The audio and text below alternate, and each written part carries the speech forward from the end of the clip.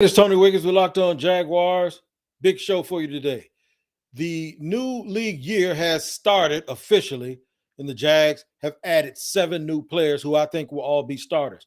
I'll tell you how that affects this season and the draft in just a second here on a Wednesday on Locked On Jaguars.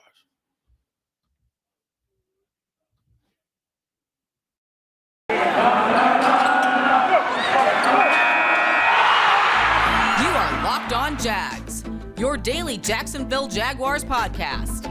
Part of the Locked On Podcast Network. Your team every day.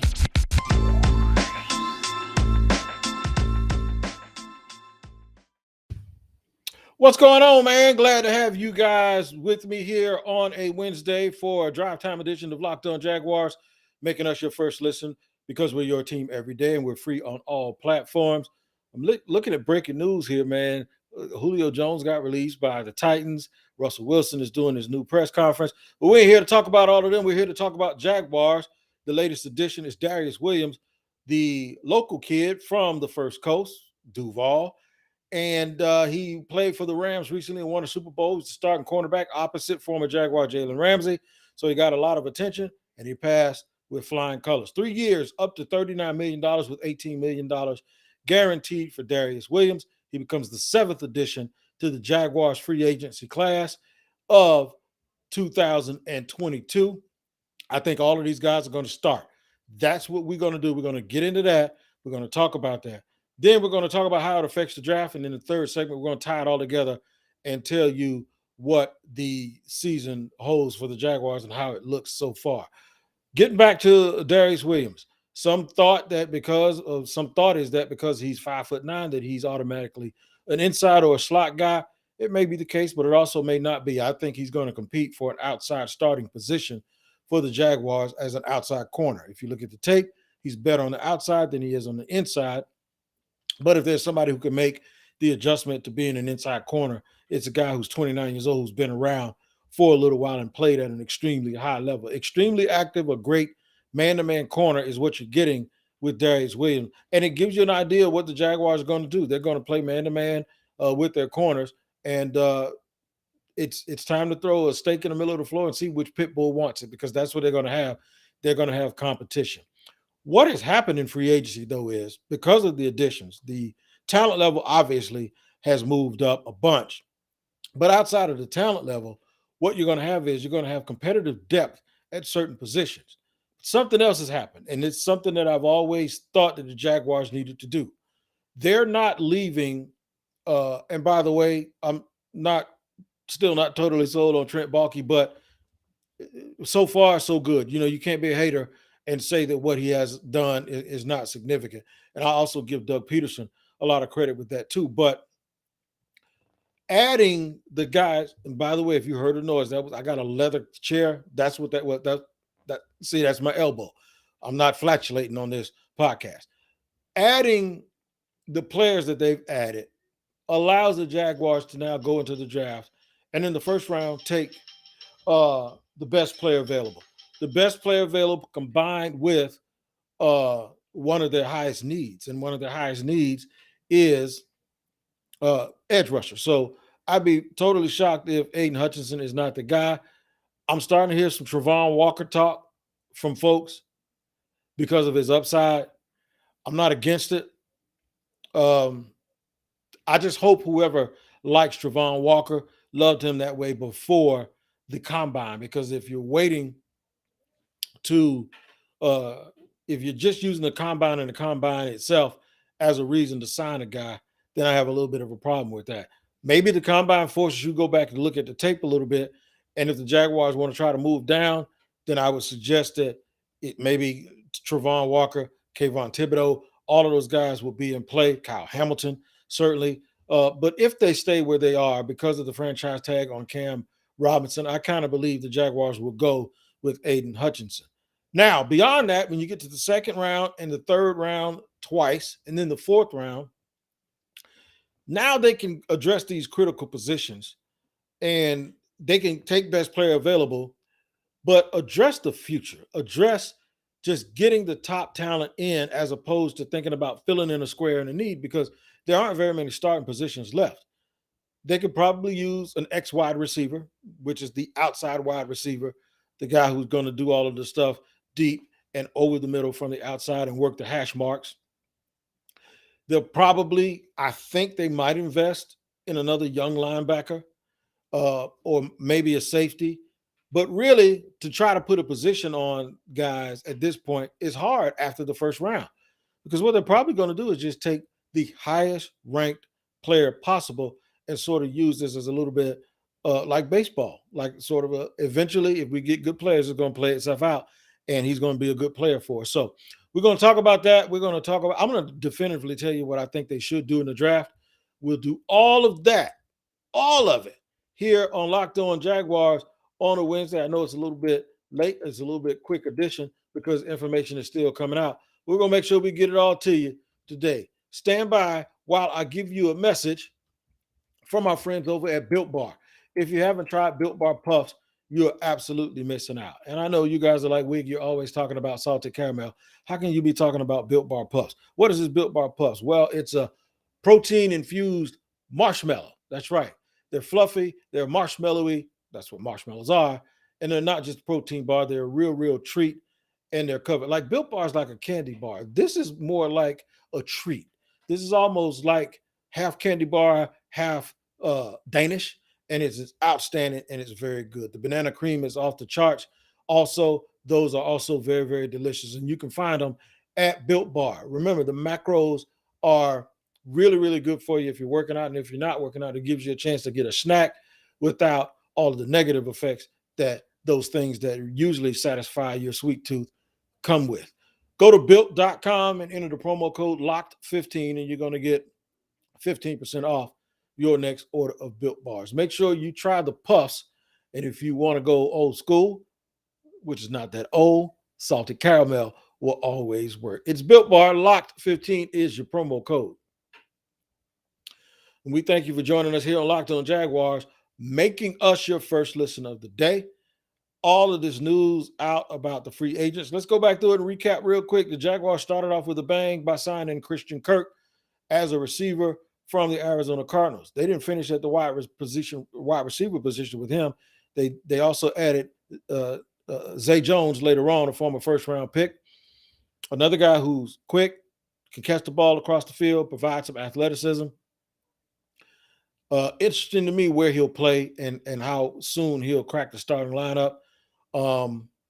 They also then added former All-Pro Brandon Scherff.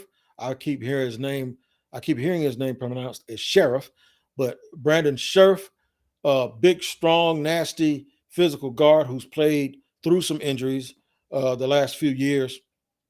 They're going to plug him in at right guard.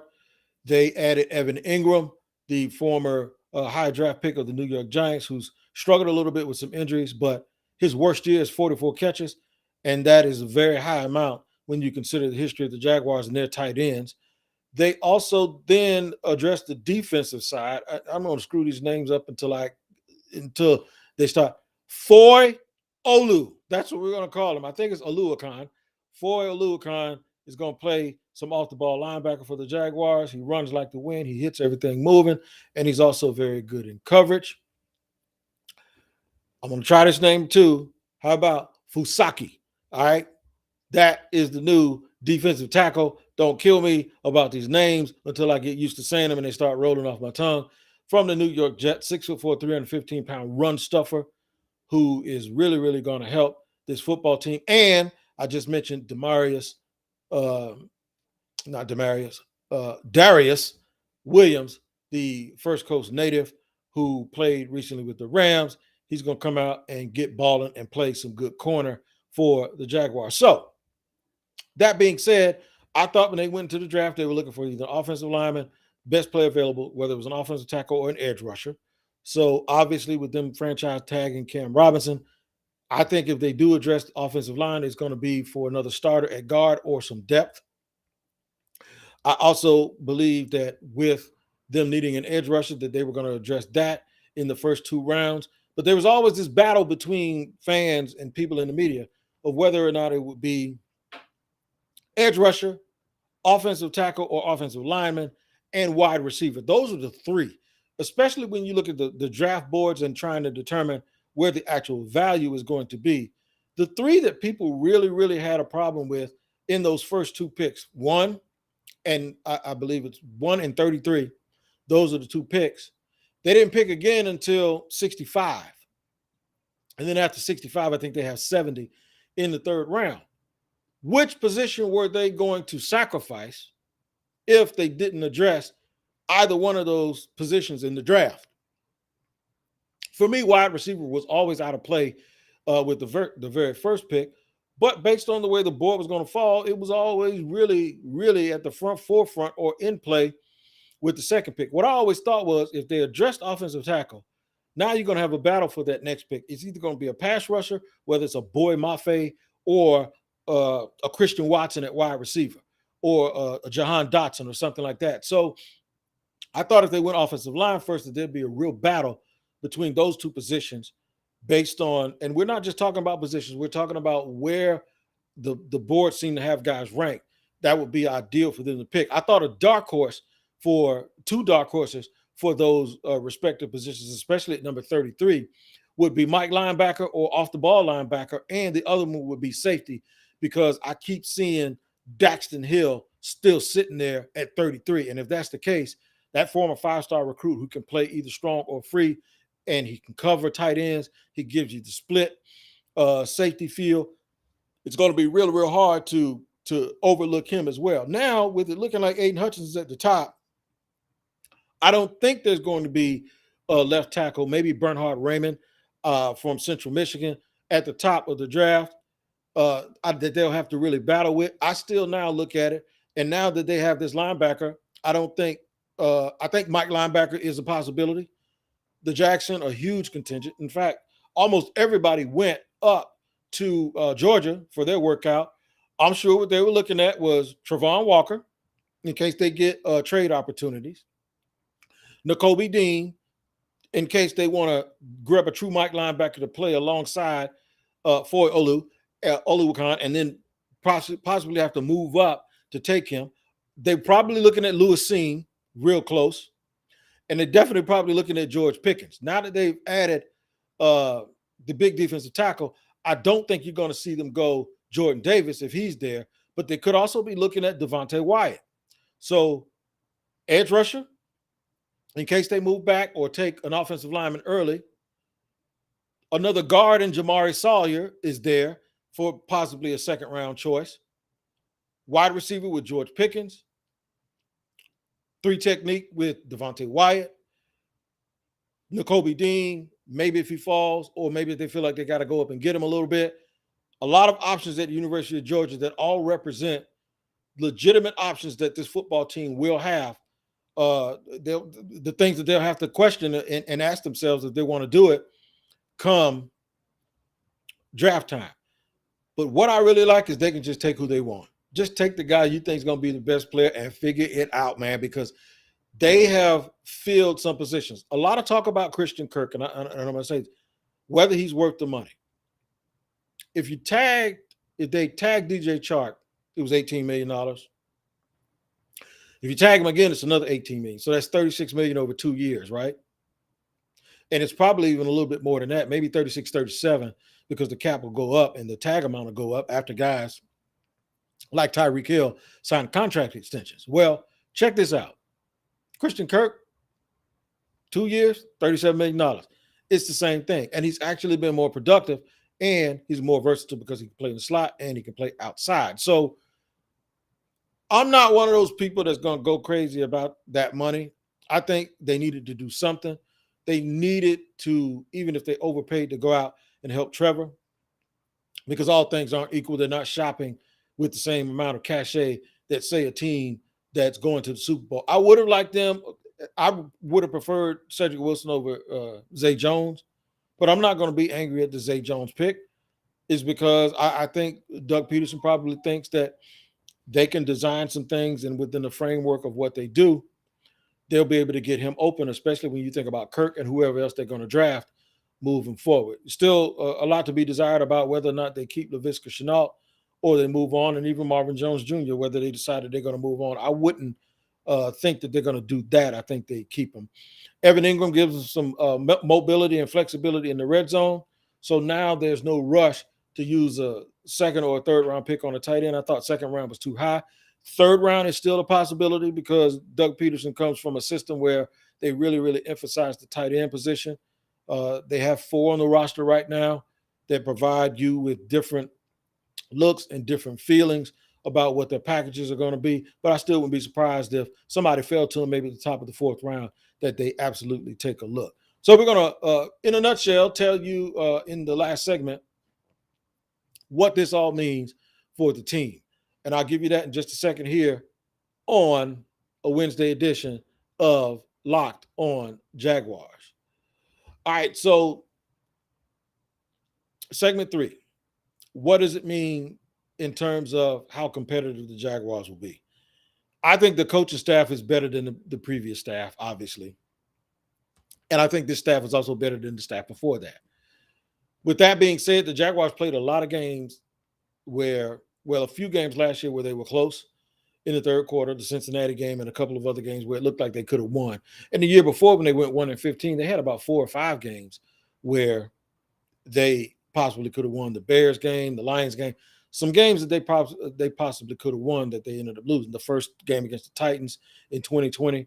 I think because of Doug Peterson and the way he's able to dial up stuff, I think some of those games are winnable. And if they win 60% of the game, the close games that they lost, let's just round the number off and say 5 games were reasonably winnable, and they could win 3 more of those games. So you add those 3 to the 3 that they already won this year, and you're looking at 6 wins. If this thing comes together in terms of chemistry, if Trevor Lawrence continues to advance and be better than he was last year, that might be able to get them maybe a couple of more wins. I'm thinking middle of the road right now, 8. That right now, the way they're constructed and the way I anticipate them being constructed after the draft, being an 8-win team with a ceiling, a lot will depend on the running backs and Travis Etienne and how he plays and whether or not James Robinson is going to play. Also, the way that they've done in free agency, it allows them to look into the 3rd and 4th round for a big power back to go along with the 2 backs that they have already, because in his system, him being Doug Peterson, they really emphasize running backs and they emphasize those things. So look for a new emphasis on the running game with multiple. Look for a new emphasis on the tight end position, red zone situational offense, and Trevor getting the ball out of his hand quick. I think they're going to really, really try to go deep with the 2 guys that they have now, and if they get another guy. So that being said, the team appears to be deeper and more talented than they were before. And this is pre-draft. What do they do in the draft that could really, really hammer this and make this go home? If they decide to move up, or Nakobe Dean falls to them and gives them a true Mike linebacker to go with Foy Oluwakan, let me tell you what's going to happen. They're going to be really, really fast at linebacker, and they're going to have a chance to really flow to the ball and really cause a lot of problems. And I think their football IQ, no diss to anybody else, but Miles Jack didn't like the dot on his head. I think if they get a guy like Nakobe Dean, he craves having that dot on his head because that's what he wants. So look for, that to probably be an option for the Jaguars as well. But some of the receivers that I hope they come away with, I want them to get a guy like Christian Watson. I want them to get a guy like George Pickens. If they don't get one of them, maybe come back in the 3rd or 4th round and get a guy like Jalen Tolbert, someone you can develop, but that has that size. All of those guys are 6'2", 6'3", or better. They know how to high point the ball. They know how to catch the ball in traffic. They know how to get deep. They're good route runners. I think those guys would be great additions to this football team, so some of these young guys could go together. I wouldn't be surprised if medically he checks out if they take a look-see at Justin Ross, former Clemson, who, if without those injuries and without the stoppage that he had playing football, would have probably been a first-round pick in this year's draft. So I would not be surprised if they went in that direction as well. I think they're going to add some more depth on the offensive line. I think they might be done with free agency with guys like Tyson Chandler. Not Tyson Chandler. Guys like Chandler Jones off the board, with the thought that Taron Armstead is sitting around waiting to see what Deshaun Watson is going to do. And I keep looking up now for breaking news, and nothing's happened with that yet. He's meeting with the Falcons. Could this be also a situation where if the Falcons make a trade for Watson and the Texans get that pick, could this be a situation where the Texans end up with 2 first-round picks? Things start to move around, things start to change, and there's a trade possibility for Jacksonville. Or if the Jaguars decide to, if they decide to go offensive line early, could there then be a move for them to get back up into the middle of the first round this year and go for another edge rusher that way? All of that stuff is possible. We never really know. I don't think the James Joneses of the world are going to get past maybe the top dozen picks. So it might not behoove the Jaguars. Now, if David Ojabo slips, like if the Jaguars don't take an end, if they somehow decide that they're going to take another tackle and then they need to come back up and get a defensive end, I think one of the guys that might be around is David Ojabo in the 20s. So we're moving all around here. We're trying to figure it out. We're trying to figure out the different scenarios and the best way for this team to have the top chemistry that they can come 2022. Stay tuned because we'll probably have a lot more for you today. I might start getting some guests in here from the respective Locked On stations and teams of the guys that we signed, so you guys can get. I did a hit today on DJ Chark with Matt Derry of Locked On Lions. I may do that same thing. In fact, I think I'm probably going to do that. Reach out to some guys or some girls that can probably join me that could give us some information from around the Locked On network, from the Rams or from the Cardinals or wherever these guys came from, to give you guys an idea of exactly what you're getting. There's a press conference today with I think Trent Baalke as well as Doug Peterson. And I could probably get one of our local guys that are, obviously you can see I'm in my office, so I'm here, but some of the local guys to give me some information based on what those meetings were. Make sure you tune in to Locked On NFL Draft with my man Eric Crocker as well as Ryan Tracy. They give it to you like nobody else. It's wherever you get your platforms. The comprehensive draft coverage is a daily podcast on Locked On NFL Draft. Also, tune in to Locked On NFL and make sure you subscribe to that podcast. I have a show out today. That's why I always do Wednesday shows late, because James Breen and I, we release our Wednesday show early. Don't want to flood you with too much T-Wig on the TL, but make sure you hit the subscribe button, like, and follow them, and find them wherever you get your podcast. All right, man, until tomorrow, if there's more news, I'll give it to you. Make sure you tune in to my Twitter page at Shop Talking Wig for all and any updates. If the Jaguars sign someone, I will always release updated information. Until tomorrow, you guys continue to take care of each other. One love here.